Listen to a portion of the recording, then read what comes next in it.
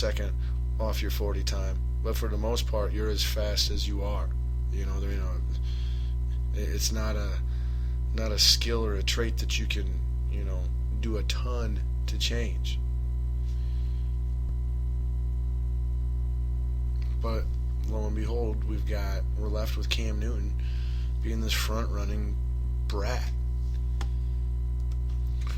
who not only throws tantrums on the field when he wants a flag that he shouldn't get because what happened ain't a penalty.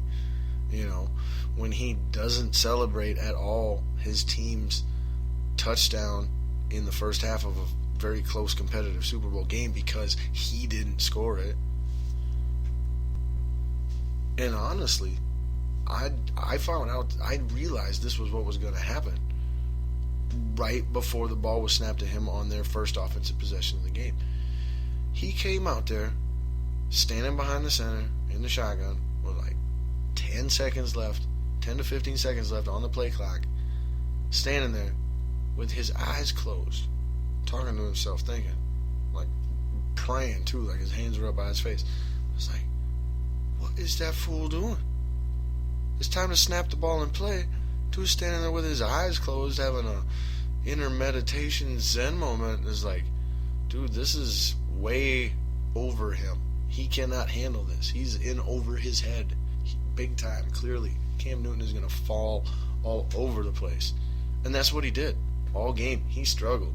Granted, take nothing away from the Denver defense. They did great, but not if you ask Cam Newton. Cam Newton said they didn't do nothing special. We didn't make the plays. We didn't do this. We didn't do this. We didn't do this. We didn't do this. That's all he said when he did finally say something before he stormed off. Now, granted, in the background, you could hear a Denver player being interviewed, and bragging about shutting down Cam Newton right before he said, "I'm done," and walked off. But still, like, you sit there and do that all the time when you're the one winning. So that's the problem. Like, you're such a hypocrite. That's what did we learn about Cam Newton? We learned that he's a moron. He's a douchebag. He's a hypocrite. He's very one-dimensional. He is very selfish and self-centered. He is not the type of guy that will ever lead a team in a comeback fashion to winning a big game. Just can't do it, won't do it. And when I say big game, I mean big game. I mean the freaking Super Bowl, or the game to get to the Super Bowl. I'm not talking like first round of the playoffs. I'm not talking Monday night against a really good team in week 12. I'm talking a real big game, a championship game, conference or league.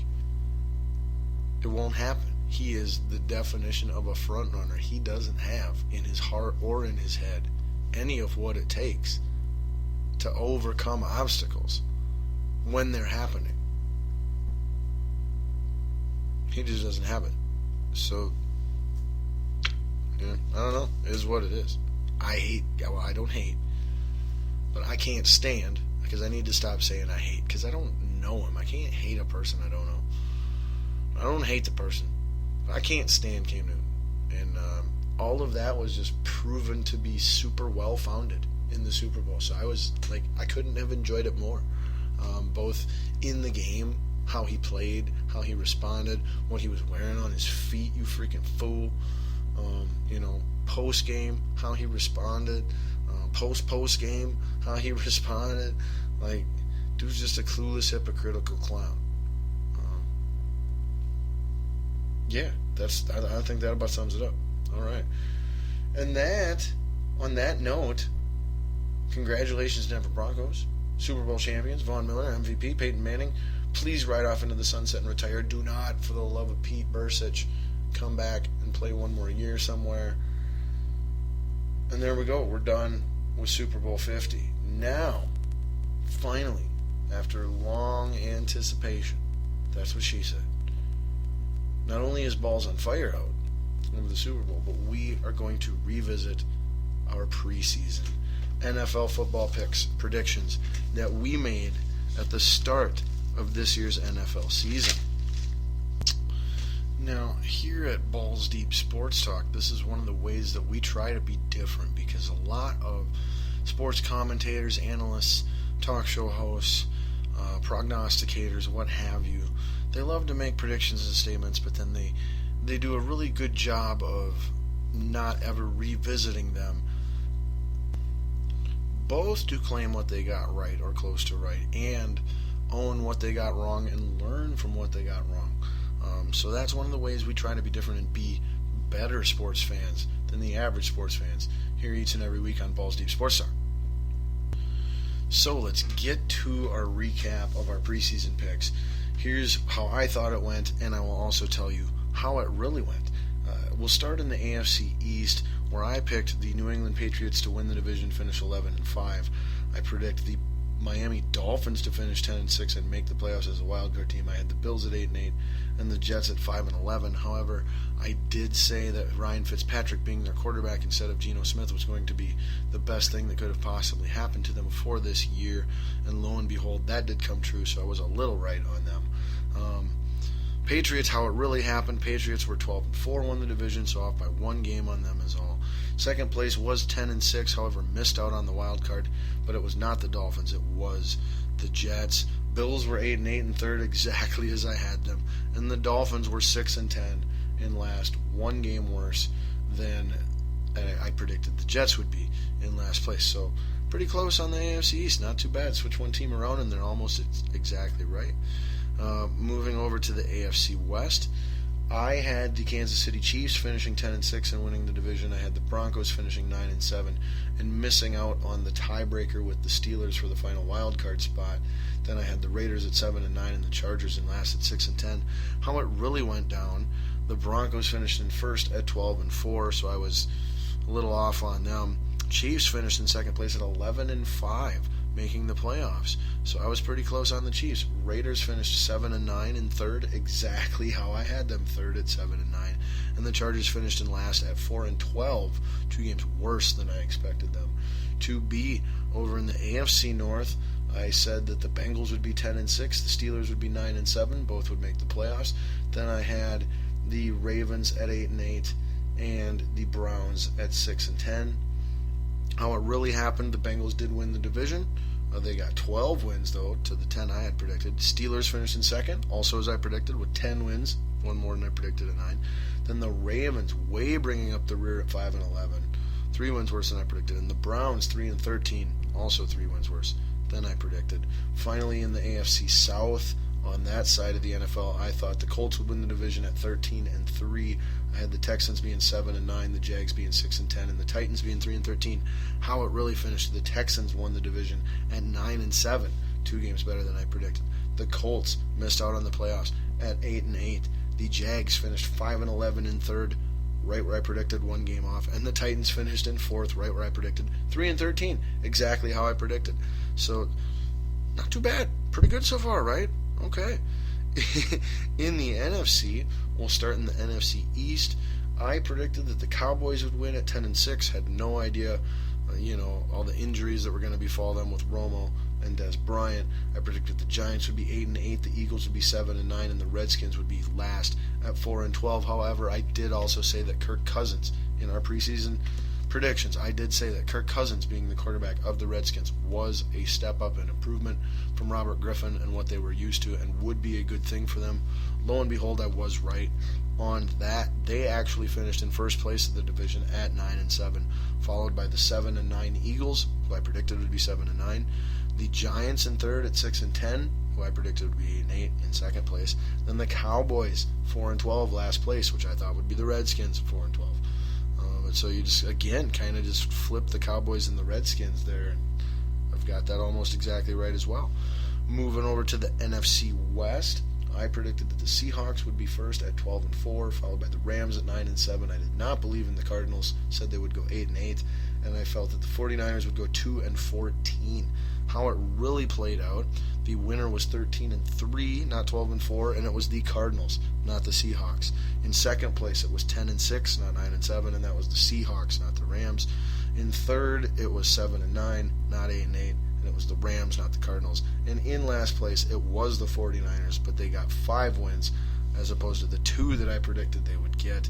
In the NFC South, I predicted the Saints and Falcons would tie at 9-7 for first and second place. Whoever got the tiebreaker, did not get the tiebreaker, would get the wild card. Both of them actually missed out on the playoffs. However, I predicted they would be 9-7, both of them, followed by the Bucs in third at 6-10, and the Panthers tied for third also at 6-10. How it really played out, the Panthers were 15-1, the Falcons were 8-8, 1 game worse than I thought.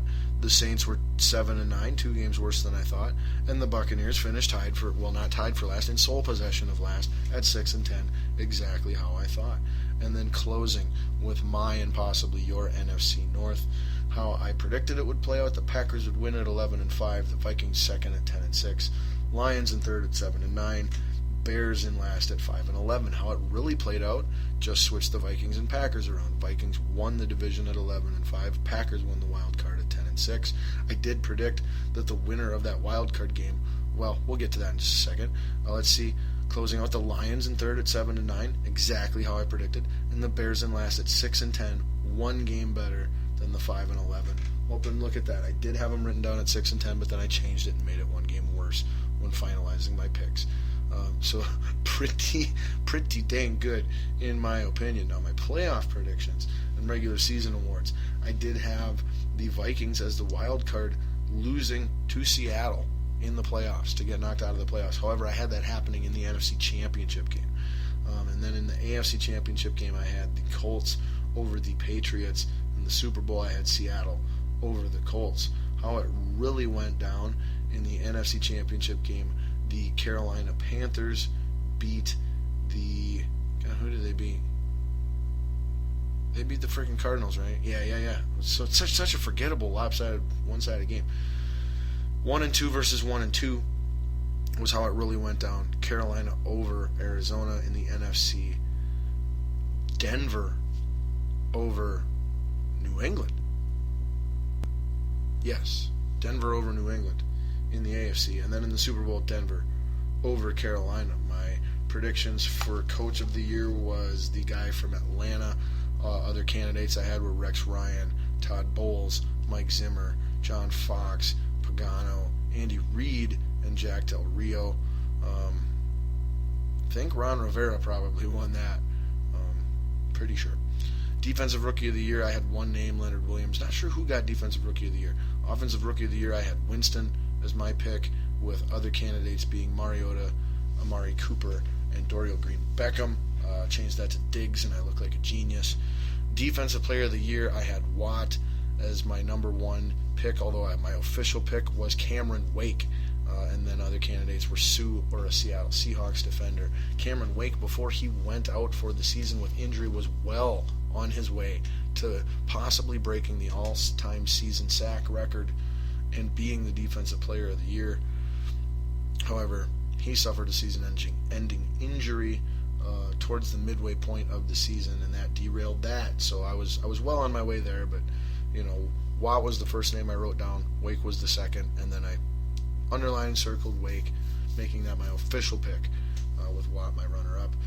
Offensive Player of the Year, I predicted that Rob Gronkowski would become the first tight end ever to win that award. He did not. Cam Newton won both Offensive Player of the Year and MVP. Let's see, who else did I have for Offensive Player of the Year candidates? Andrew Luck, T.Y. Hilton, Aaron Rodgers, Julio Jones, pretty good on that one. Matt Ryan, Des Bryant, nope. AP, pretty good on that one. Big Ben, Jamal Charles. Yeah, so some hits, some misses. A lot of misses on that one. And then my MVP candidates, I had Andrew Luck and Aaron Rodgers, and I picked Andrew Luck. So way off on that. Cam Newton nowhere on any of these radars here, and I'll own that. But that is what we thought, what we predicted officially that would happen in the season. We saw we went over how it played out. Overall, pretty darn good, and we'll learn and we'll become better fans. And next year we'll try and be just as accurate, if not a little better. Now, one interesting fact that I did learn recently that we're going to incorporate into next year's predictions when we get around to that months from now is that out of every year, on average, there is anywhere from 2 to 4 teams that weren't in the playoffs the year before that are in the playoffs the following year. Sometimes as many as 6 or 7. There are 12 teams that make the playoffs in total. We can